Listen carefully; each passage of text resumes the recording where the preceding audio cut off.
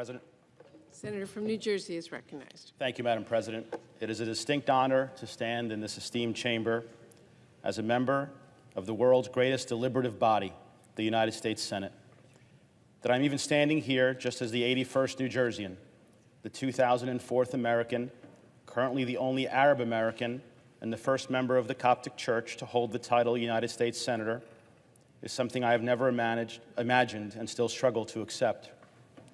For many years, I proudly served as a staffer for two United States senators from the great state of New Jersey. First, the late Senator Frank Lautenberg, and as fate would have it, my friend, mentor, now colleague, and senior Senator Cory Booker. As such, it was always my job to be the guy behind the guy. It was my job to make sure they were prepared, that they had the best possible counsel, and were ready to make the consequential decisions required of every United States senator. So standing here now is a little odd, a little overwhelming, and very humbling. I will, as I have for many years, continue to do my utmost to live to the faith placed in me by Governor Phil Murphy to be thoughtful, diligent, and a forceful voice and representative of the people of New Jersey. And I have a very short window in which to do just that. In fact, it is my stated intention to resign from this post once the general election is certified by Lieutenant Governor Tahisha Way, who also serves as our Secretary of State, at which point Governor Murphy has said he will appoint my duly elected successor. So, there is a possibility that my tenure in this body will last all of 73 days. Should that be the case, that means I will tie for the 10th shortest ever tenure as a United States Senator, which also means I will forever be rooting for the good health and good fortune of those who follow so that I can make at least one top 10 list at some point in my life. As with those who have come before me and those who follow me, no one comes to this august and revered chamber because they were a wallflower before they got here.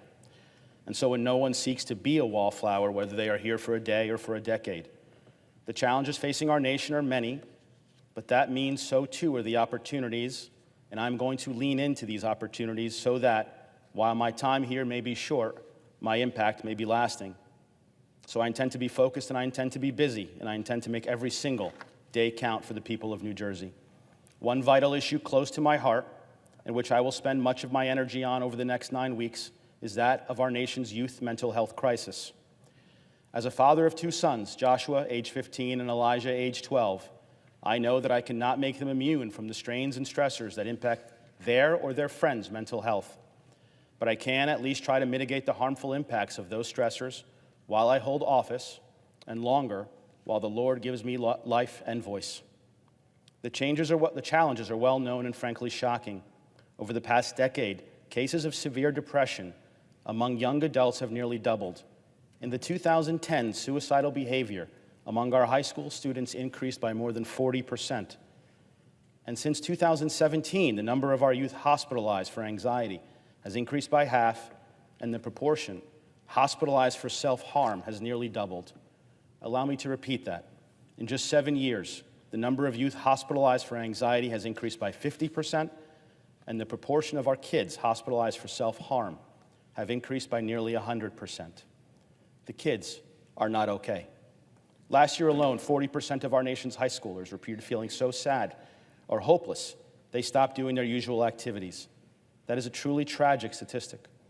Childhood and adolescence should be a time of great hope and optimism, not hopelessness and pessimism.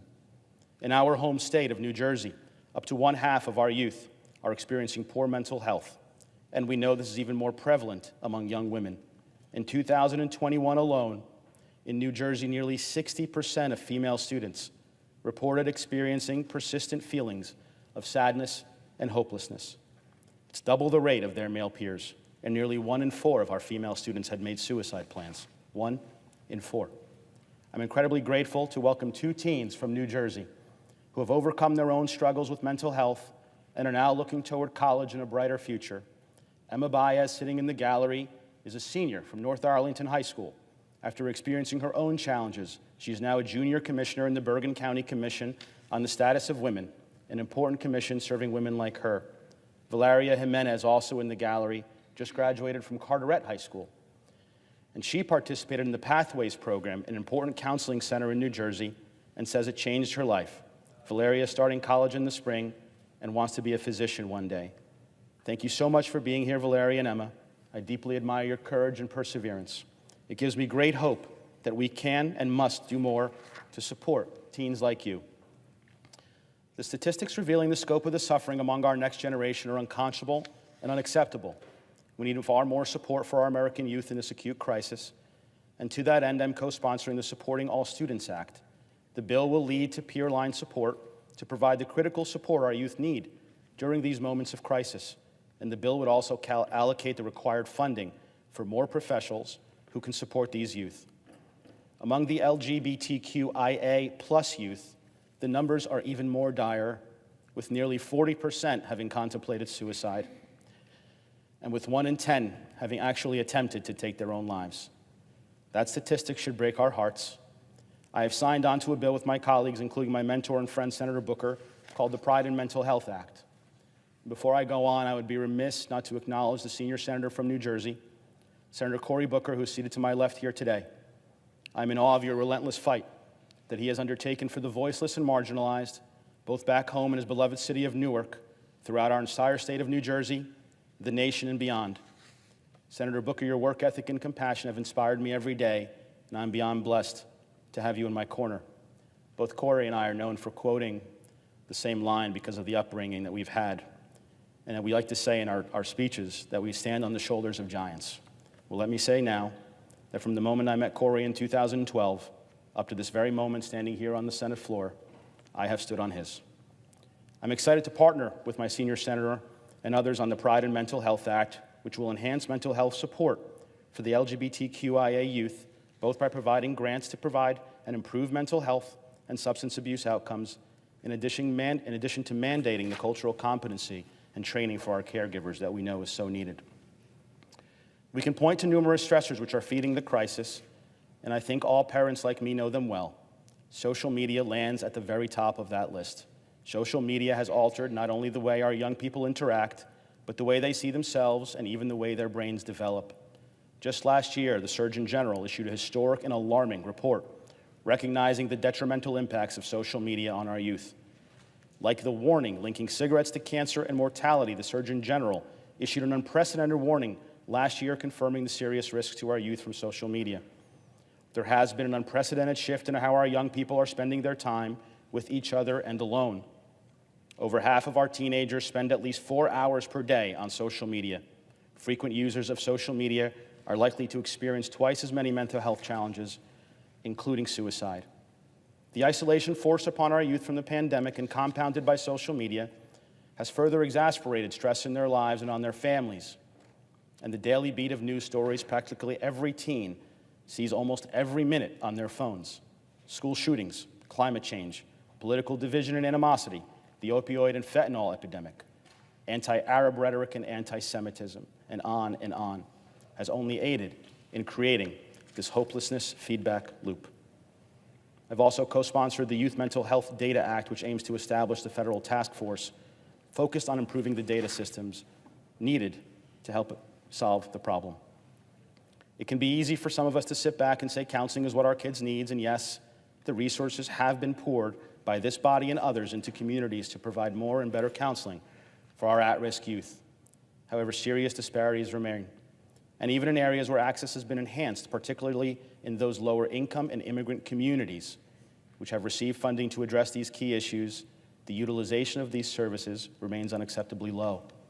To tackle this problem, we must first fully understand, for example, why at-risk youth are not availing themselves of the available services and resources. I'm committed to breaking this negative cycle. I'm committing to preventing our most precious national asset, our next generation, from failing further into this downward spiral. Yet here, amongst all this despair, is where I see opportunity, and opportunity means hope. I'm hopeful because I know my colleagues on both sides of the aisle, led by our Majority Leader, Senator Chuck Schumer, see these opportunities too. From my neighbor colleague representing Pennsylvania, Senator Bob Casey, to my friend and staffer turned member from Alabama, Katie Britt. I'm inspired by the conversations I've had with members and others about protecting our children. I am hopeful to continuing to find common ground and that both parties can stand to address the universe of issues. The youth mental health crisis is not a Democratic or Republican issue. It is and must be an American priority. And we need not reinvent the wheel. As mentioned, there are numerous good pieces of legislation before the Senate, and I've proudly put my name on co-sponsoring a number of them. But we must also look to the states, the true laboratories of our democracy, for policy solutions that have worked to chip away at this crisis. During my time serving as Chief of Staff to Governor Murphy, he led the National Governors Association and committed 1 year of his term to building a national playbook for tackling just this, the youth mental health crisis. And I should note that his co-chair, whose staff I worked with closely, was Governor Spencer Cox of Utah. No one is ever going to confuse the politics of Governor Spencer Cox and Governor Murphy. But together our teams proved the power of bipartisanship in taking on seemingly intractable issues. But I will be clear-eyed about one thing. Even if we are successful in getting at least one measure to the President's desk and seeing it become law, it will not mean the end of our efforts to address the youth mental health crisis. As with many things in this chamber, there will always be more work for us to do together. And as I conclude my remarks, Madam President, it is in this spirit, the spirit of bipartisanship, of partnership, of collaboration for the greater good, upon which I wish to land. I had no intention of ever seeking office. I guess for me, once a staffer, always a staffer. However, duty called to continue my service to the people of New Jersey. I've had the great privilege of directly working for 2 United States senators and a governor, all of whom embody the true term public servant. These jobs have afforded me the ability to work alongside many more elected officials, from local council and school board members all the way up to presidents of the United States. I draw great inspiration from one of my most esteemed former New Jersey colleagues, our late Lieutenant Governor Sheila Oliver. She was the first black woman elected to serve as Speaker of the New Jersey Assembly, and the first black woman in our state's history to be elected to statewide office. She was smart, she was funny, and you bet she was Jersey tough. In her first inauguration in January of 2018, Sheila said, "We make history not in the moment, but in what we do with it. During my time in this capacity, I'm dedicated to making a lasting impact that will benefit our nation's youth. When I accepted this position, I told the people of New Jersey that part of my job, aside from representing them here on the floor of the United States Senate and through the important work we do in our state offices, it was to begin to restore their faith in our democracy and trust in this office. If I can do just that, even for a little bit in my remaining time, I will have succeeded." I want to thank my colleagues who have honored me and joined me on the floor, tuning into my maiden speech. And I want to dedicate and thank my team who are here on the floor in the gallery and our offices back home for standing by my side as we continue to serve the people of New Jersey. In regard to my short time here, I channel the late, great Robert F. Kennedy. Few will have the greatness to bend history itself, but each of us can work to change a small portion of events.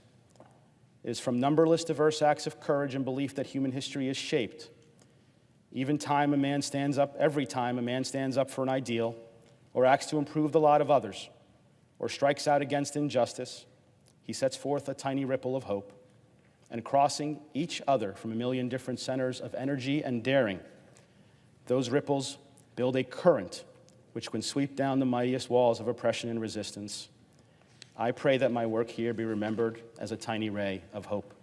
I look forward to the next few months in which I will be a member of this august body, and I intend to use every moment to its fullest, working with my colleagues on both sides of the aisle. I hope and pray that I can be helpful to making a difference to what they do, to continue to support their work with this brief moment here on the Senate. Madam President, I yield the floor. Madam President, I just want to take a moment. We just heard a speech that is special, not just because it's a maiden speech, but because of the man who gave it. George Helmy is one of 2,004 Americans in the history of our country, hundreds of millions of people, that ever has been a United States Senator, and I will tell you, he is different. He said it in his biography. He's the first ever person of the Coptic faith to be here, and that is a phenomenal accomplishment in and of itself, to the growing diversity of a body known for its lack of diversity. But I will say what makes him truly special is that he has been a man behind the scenes that, for governor, senators, and others, has made our state already such a better place. I have watched him do the work that others often take credit for, that has made him, in my heart and through the millions of New Jerseyans he has touched, have already made him one of New Jersey's extraordinary public servants. I will note that he, in his time in the Senate, has staffers that he pointed out, and many of them have taken an unusual assignment to leave the jobs that they had, to come take a temporary assignment to serve this country, and for that they have my tribute. If I can end by just saying one more thing that makes him special. He is throwing himself into this job as if in every single day is precious. I dare say there is not a senator in this body who is taking each day like he is and trying to make it as meaningful as possible. In that sense, Jersey has a senator that is incredibly hardworking. I want to tell you something. This morning I woke up and saw a text message from him at 6 o'clock in the morning. The last time he annoyed me like that, he was my state director. Because that's how hardworking he was then. And when I woke up then and I got those early morning text messages, they were often about something that was vital, something that was important. And this morning, that text message made me angry. Because here is the most junior senator, 100th in seniority, writing to me, asking my advice what to do about something that happened yesterday, in which one of our 100 colleagues in a hearing took on a witness who happened to be there to talk about working against hate. And the chairman will know this, attacked them with questions that were so painful to listen to. I went to the tape and heard a Muslim American being asked if they support Hamas, being asked if they support Hezbollah. It was offensive. And this Arab American, this United States senator at 6 o'clock in the morning, wanted to make sure that this was the first thing I read to talk to me about that.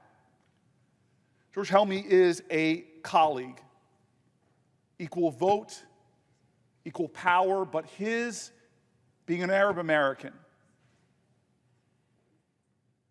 gifts this body something that is needed, that I have seen in the women that are here. I have seen in the Latinos, the Asian Americans, people who have come from unusual pathways to be in this body, to stretch its diversity and representation. They bring a different lived experience often and a deeper empathy and connection. We are in a moment in America where we are seeing rising hate crimes, rising racial violence, rising religious violence. And every single one of us has an obligation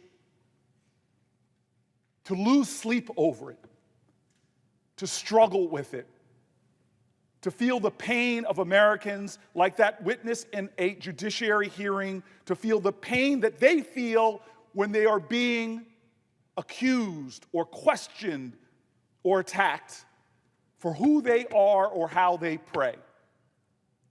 It may be only 73 days that George Helmy is serving in the Senate, but this body needs him. It needs his conscience, it needs his heart, it needs his empathy, it needs his love. And I dare say he will have a short time here, but I know the difference he makes here will endure. Thank you, Mr. President.